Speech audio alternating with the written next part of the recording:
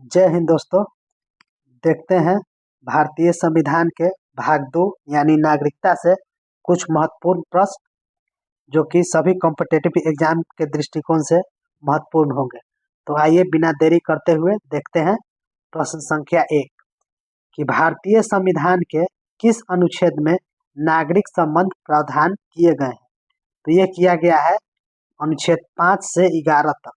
तो option B इसका सही आंसर हो जाएगा, अनुच्छेद 5 से 11। अब आइए प्रश्न संख्या 2। दूसरा प्रश्न क्या कहता है कि भारतीय संविधान निम्नलिखित में से कौन सी नागरिकता प्रदान करता है। तो भारतीय संविधान एकल नागरिकता प्रदान करता है। कैसी प्रदान करता है? एकल नागरिकता। इसीलिए ऑप्शन ए इसका सही आंसर हो जाएगा, एकल नागरिकता। अब आइए प्रश्न संख्या 3। तीसरा प्रश्न क्या कहता है कि किस अनुच्छेद के तहत संसद को नागरिकता संबंध में कानून बनाने का अधिकार प्रदान किया गया है। तो ये प्रदान किया गया है अनुच्छेद 11 में। नागरिकता संबंधी कानून संसद बना सकती है, इसीलिए अनुच्छेद 11 हो जाएगा। ऑप्शन डी इसका सही आंसर हो जाएगा। प्रश्न संख्या 4। चौथा प्रश्न कहता है कि भारतीय नागरिकता प्रदान नहीं किया जा सकता। यहाँ पर नागरिकता होगा, भारतीय नागरिकता प्रदान नहीं किया जा सकता जन्म के आधार पर, देशीकरण के आधार पर या किसी विभाग के सम्मिलन के द्वारा। तो ये हो जाएगा ऑप्शन डी, यानी कि भारतीय बैंकों में जमा के आधार पर। अगर आप भारतीय बैंक में जमा कोई विदेशी कर देता है पैसा, तो इस आधार पर उसको नागरिकता प्राप्त नहीं होगा। आइए प्रश्न संख्या 5। पांचवा प्रश्न कहता है कि देशीकरण द्वारा नागरिकता प्राप्ति करने का एक तरीका है। तो देशीकरण द्वारा जो नागरिकता प्राप्त होता है वो देशीकरण द्वारा जो किसी विदेशी पुरुष से विवाह करने पर। ऑप्शन सी इसका सही आंसर हो जाएगा। ये प्रश्न संख्या 6। छठा प्रश्न क्या कहता है कि नागरिक बनने की निम्नलिखित शर्तें में एक आवश्यक शर्त है। तो वो आवश्यक शर्त है कि राज्य की सदस्यता होनी चाहिए। क्या होनी चाहिए? राज्य की सदस्यता। तो ऑप्शन ए इसका सही आंसर हो जाएगा। अब आइए सातवां प्रश्न। सातवां प्रश्न कहता है कि पाकिस्तान से आकर भारत में नागरिकता प्राप्त करने के लिए संबंधी प्रावधान का वर्णन निम्नलिखित में से किस अनुच्छेद में है। यानी कि पाकिस्तान से जो भारत आया था उस समय, जिस समय संविधान विभाजन हुआ था देश का, तो अनुच्छेद 6 में दिया गया है, यानी कि ऑप्शन ए इसका सही आंसर हो जाएगा। अब आइए प्रश्न संख्या 8। आठवां प्रश्न कहता है कि नागरिकता के लोप होने का एक नियम है।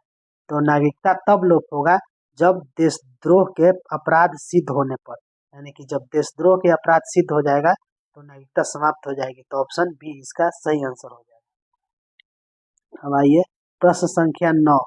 नौवां प्रश्न है कि एक व्यक्ति नागरिक के अधिकार कैसे खो सकता है। एक कारण हो सकता है। तो एक कारण हो सकता है, एक व्यक्ति दूसरे देश की नागरिकता ले लेता है तो उसकी नागरिकता स्वतः समाप्त हो जाती है। तो आंसर बी इसका सही ऑप्शन हो जाएगा। आइए प्रश्न संख्या 10।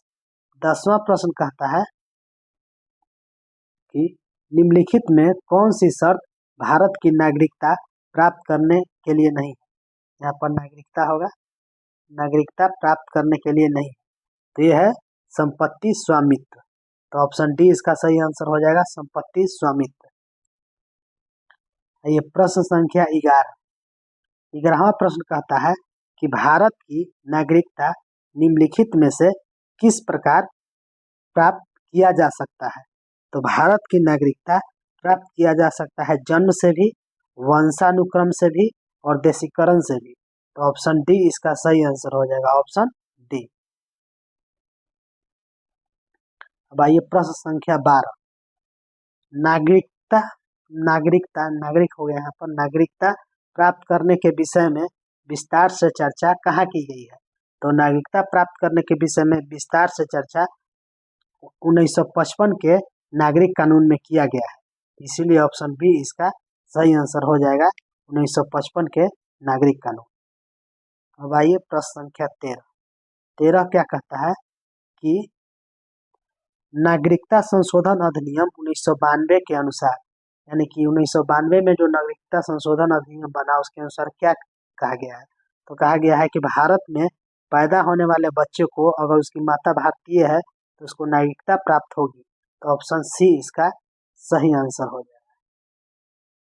आइए प्रश्न संख्या 14वां प्रश्न कहता है कि कितने वर्ष तक लगातार बाहर रहने पर नागरिकता समाप्त हो जाती है। तो ये समाप्त हो जाती है 7 वर्ष तक। 7 वर्ष तक बाहर रहने पर नागरिकता लगातार रहने पर समाप्त हो जाती है। तो ऑप्शन सी इसका सही आंसर हो जाएगा। ये प्रश्न संख्या 15। प्रश्न संख्या 15 कहता है कि निम्नलिखित में से किस स्थिति में किसी भारतीय व्यक्ति की नागरिकता समाप्त हो जाती है। तो ये समाप्त हो जाती है त्यागने पर, या पर्यावासन पर, या वंचित किए जाने पर, उपयुक्त सभी, यानी कि सभी के होने पर, इसीलिए उपयुक्त सभी, इसका आंसर डी हो जाएगा।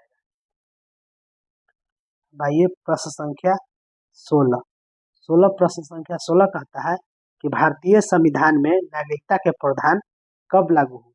तो नागरिकता के प्रावधान लागू हुए थे 1949 में। तो ऑप्शन बी इसका सही आंसर हो जाएगा। प्रश्न संख्या 17 कहता है कि भारत में एकल नागरिकता की अवधारणा अपनाया गया है। तो भारत में एकल नागरिकता के प्रावधान यानी अवधारणा अपनाया गया है इंग्लैंड से। तो ऑप्शन ए इसका सही आंसर हो जाएगा, इंग्लैंड। अब आइए प्रश्न संख्या 18। दोस्तों इस वीडियो को ज़्यादा से ज़्यादा शेयर कीजिएगा और लाइक कीजिएगा। अब आइए प्रश्न संख्या 18। भारत में रहने वाला ब्रिटिश नागरिक दावा नहीं कर सकता। तो ब्रिटिश नागरिक किसका दावा नहीं कर सकता। तो कर सकता है व्यापार और व्यवसाय की स्वतंत्रता का अधिकार का दावा नहीं कर सकता। तो ऑप्शन ए इसका सही आंसर हो जाएगा।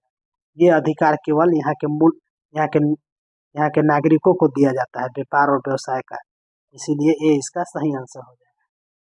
आइए प्रश्न संख्या 19वां प्रश्न कहता है कि किस देश में दोहरी नागरिकता का सिद्धांत स्वीकार किया गया है। तो यह स्वीकार किया गया है दोहरी नागरिकता का प्रावधान संयुक्त राज्य अमेरिका में, यानी कि ऑप्शन डी यूएसए, संयुक्त राज्य अमेरिका। आइए प्रश्न संख्या 20वां प्रश्न कहता है कि नागरिकता प्राप्त करने के लिए शर्तें निर्धारण करने वाला सक्षम निकाय कौन है। तो नागरिकता के लिए शर्तें निर्धारित करने वाला यानी कानून बनाने वाला वो है संसद। कौन है? संसद। तो ऑप्शन सी इसका सही आंसर हो जाएगा, संसद। तो दोस्तों वीडियो को लाइक कीजिएगा और ज़्यादा से ज़्यादा दोस्तों के बीच शेयर कीजिएगा। जय हिंद।